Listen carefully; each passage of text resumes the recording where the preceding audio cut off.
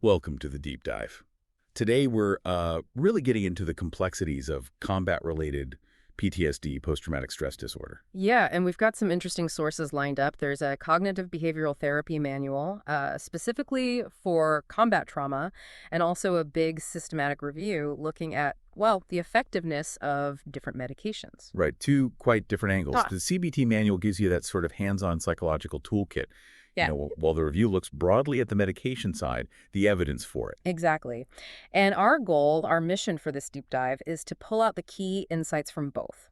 We want to give you a really solid understanding of what combat PTSD involves and the different ways people approach managing it.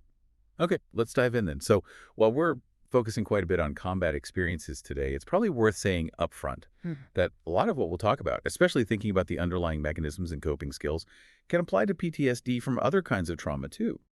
The pharmacology review even included studies on different trauma types. That's a really crucial point. The specific event might differ, but the way trauma can impact the brain and body shares common ground.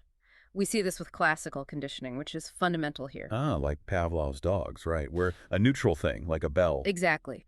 Becomes linked with something meaningful, like food, and then the bell itself causes the reaction salivation in that case. And the CBT manual mentions that little Albert experiment too, with the white rat and the loud noise. It shows how fear can be learned, how something neutral gets associated with something scary. Precisely. And in PTSD, this learning process can kind of get hijacked by the traumatic event. Things that were just there during the trauma suddenly become powerful triggers. About everyday things. Yeah, absolutely. The manual gives some really stark combat examples. Maybe a specific location, certain sounds, explosions, sure, but maybe also alarms or even men screaming. Smells too, like burning fuel or materials. Even the feeling of riding in a certain type of vehicle. Wow. So those things, later on, can just instantly bring back the fear and anxiety associated with the original event, Exactly. They become conditioned stimuli, triggering that intense emotional and physical response. which connects to the fight or flight response the manual talks about, that whole survival instinct. Absolutely. It's your body's natural alarm system kicking in. Heart races, breathing gets shallow and fast, you might sweat, muscles tense up, all designed to help you survive immediate danger. But the problem in PTSD is that this response gets triggered by those conditioned stimuli, Yeah. even when there's no actual danger present, right? Right. And experiencing those intense physical sensations, the racing heart, the breathlessness when there's no obvious threat, can be terrifying in itself. It can feel like you're losing control, like having a panic attack. And these triggers can spread, can't they? The manual calls it generalization. Yeah, that's right. So someone who experienced gunfire might later react strongly to fireworks, or maybe a door slamming shut, or even a book dropping loudly. The brain starts reacting to things that are just similar to the original trigger. It's like the threat detection system becomes overly sensitive. That's a good way to put it. Which brings us nicely to a core idea in CBT, something the manual really emphasizes. Which is, That our emotions aren't directly caused by events themselves, but more by our thoughts and beliefs about those events. okay, so it's the interpretation layer. It's not just what happened, but what we tell ourselves about what happened. Exactly. And the manual talks about cognitive errors or distortions in thinking. These are like unhelpful thinking habits that can really amplify negative emotions. Can you give some examples of those, especially in the context of PTSD? Sure. The manual lists things like constantly feeling unsafe in public, maybe scanning crowds for threats even when things are calm, or a really specific one, seeing something ordinary by the road like a piece of trash and having the immediate thought that could be a bomb, even when you're back home, far from a combat zone. Those sound incredibly stressful and, well, exhausting to live with. They really are, and they fuel that cycle of anxiety and fear. So CBT aims to tackle these thoughts directly. Not just manage the anxiety, but change the thinking behind it. Precisely. It's about developing what the manual calls corrective thinking, actively challenging those alarming or unrealistic thoughts and replacing them with more balanced, realistic alternatives. How does that work in practice? Say, with the example of feeling unsafe in a restaurant. Well, instead of just accepting the feeling of I'm not safe here, you'd start questioning it. Like, okay, what's the actual evidence I'm in danger right now? Has anything bad ever happened to me in this restaurant? What's the real probability something terrible will happen? So examining the likelihood and the actual evidence rather than just going with the gut fear feeling. Exactly. It's about bringing in rational assessment to counter the emotionally driven thought. and often that can significantly dial down the anxiety. The manual mentions a tool for this, right? A thought-challenging record. Yes, it's a structured way to do this. You basically write down the situation, the emotion you felt, the specific thought that came up, the distorted one, and then you consciously work out a more realistic, helpful alternative thought. It makes the process very concrete. That sounds really practical. And does this tie into the behavioral side of things like avoidance? Absolutely, they're closely linked. The manual explains how avoidance, like staying away from places that trigger memories, or refusing to talk about the trauma, or isolating yourself, might feel better in the short term. But it keeps the PTSD going. Exactly. It prevents you from learning that those triggers or situations might actually be safe now. The same goes for what the manual calls safety aids. Like always needing to sit near an exit or only going out with someone specific. Yeah, those behaviors might reduce anxiety momentarily, but they reinforce the underlying belief that the situation is dangerous and you need these precautions. It prevents disconfirmation of the fear. There's also that concept of fear incubation. What's that about?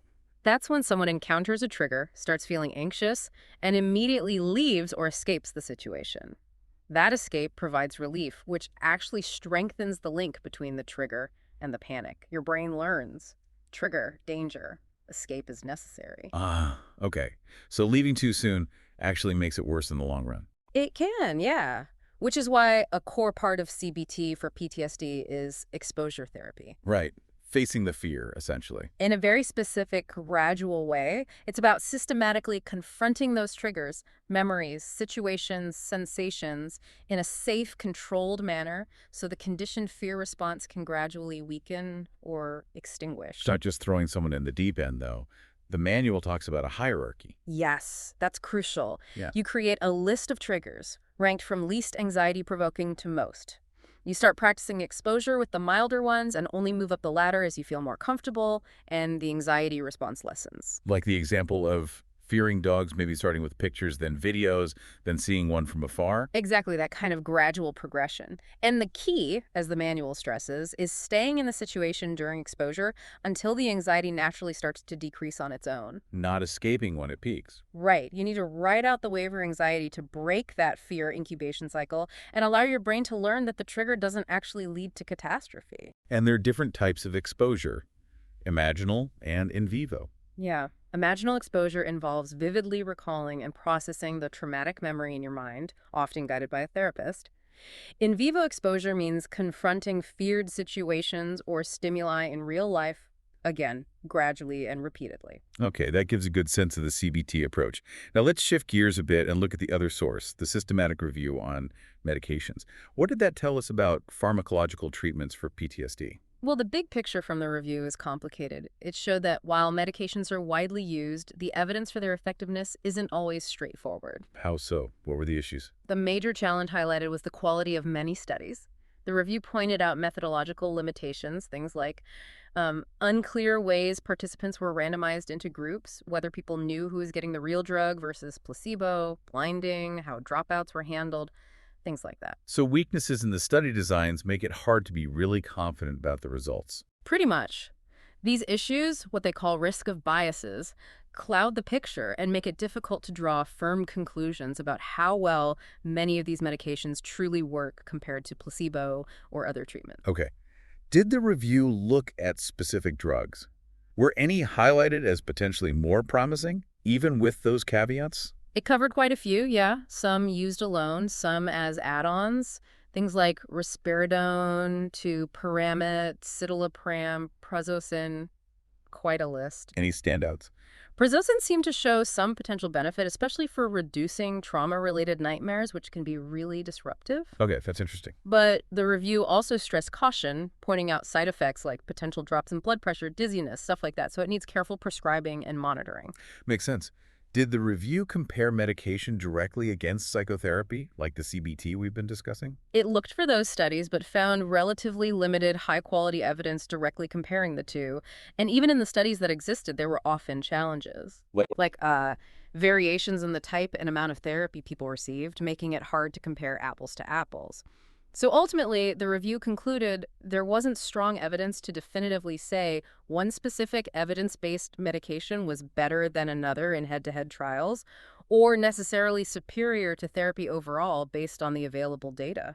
So it really underscores that there's no single magic bullet, and treatment often needs to be personalized, possibly combining approaches. That seems to be a fair takeaway. It highlights the complexity. Now, going back to the CBT manual, it also talks about what happens after therapy seems to be working, maintaining progress, preventing relapse. Yeah, that's a really important part.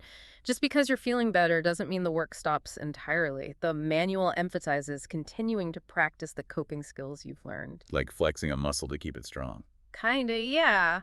And it also normalizes the idea of having a lapse, maybe some symptoms briefly return. It stresses that this is common and doesn't automatically mean you're back to square one. That's probably reassuring to hear. Does it mention things that might trigger a lapse? It does. Things like encountering a situation very similar to the original trauma context, or what they call spontaneous recovery, where symptoms just seem to pop back up after a period of improvement, or unfortunately, experiencing a new traumatic event. So what's the advice if symptoms do reappear? Keep perspective. Remember, lapses can be temporary. Re-engage those coping skills, the thought challenging, maybe some gradual exposure if needed. And importantly, reach out for support, whether it's a therapist, support group, or trusted friend. Don't just try to white-knuckle it alone. That makes sense. The manual also had sections on other coping strategies, didn't it? Beyond the core CBT stuff. It did, yeah. It covered relaxation techniques quite well. Things like meditation, mindfulness, deep abdominal breathing, progressive muscle relaxation. Tools to help manage that baseline stress and arousal. And exercise. Yes, regular physical activity was highlighted for reducing stress and that kind of constant on-edge feeling. And sleep hygiene, too. Ah, sleep is a big one for PTSD, isn't it? Huge. So the manual gives practical tips. Avoiding naps, trying to keep a regular sleep-wake schedule, creating a calming bedtime routine. Basic stuff, but often overlooked and really impactful. What about anger? That comes up a lot, too. Yep. Anger can definitely be a symptom. The manual gives some quick tips for managing it in the moment, getting some distance, taking a time out, trying to shift perspective. And dissociation. That feeling of being disconnected. Address that too. Suggested grounding exercises, focusing on your senses, naming things you can see, hear, touch to bring yourself back to the present moment. It also touched on guilt, which must be incredibly complex in combat situations. Very complex. Survivor's guilt, guilt over actions taken or not taken. The manual acknowledges this and advises taking things at your own pace when processing those feelings, ideally with support. And lastly, it mentioned substance use. Yeah, specifically acknowledging that things like alcohol might be used to try and numb feelings or cope, but highlighting the serious risks dependence, making other problems worse. It also noted the risks of benzodiazepines, even if prescribed potential for dependence and rebound anxiety. Okay, so pulling this all together from our deep dive today, Mhm. what are the main takeaways? Well, I think we've seen how PTSD, especially from combat, involves these learned fear responses, almost like the brain's wiring gets altered by the trauma, linking neutral things to intense fear through conditioning. And we saw how CBT tackles this head-on, focusing on how our thoughts and beliefs shape our emotions, and using tools like thought challenging and gradual exposure to change those patterns. Right. It's about actively retraining the brain, in a sense. Then the pharmacology review gave us that other perspective, the potential role of medication in managing symptoms like nightmares or overall anxiety. But with the important caveat about the current evidence base having limitations and the need for careful consideration and often a combined approach. Exactly. And finally, the importance of ongoing effort, maintaining skills, understanding that lapses can happen, and having strategies ready to prevent a full relapse. It really paints a picture of a multifaceted condition requiring a multifaceted approach. Considering how tightly linked the psychological experience and the body's physical responses are in PTSD, it really makes you wonder. What's next? Yeah. What are the most promising directions for future research? How can we better integrate these different approaches, psychological, pharmacological, maybe even others, for truly holistic treatment and long-term recovery? That's the big question, isn't it? There's still so much to learn. But hopefully this deep dive today has given you, our listeners, a clearer, more foundational understanding, whether you're listening for yourself, for someone you care about, or for professional reasons. We hope exploring these sources, the CBT manual and the medication review, has been insightful. Gaining knowledge is such a crucial first step. We really encourage you to keep exploring these ideas.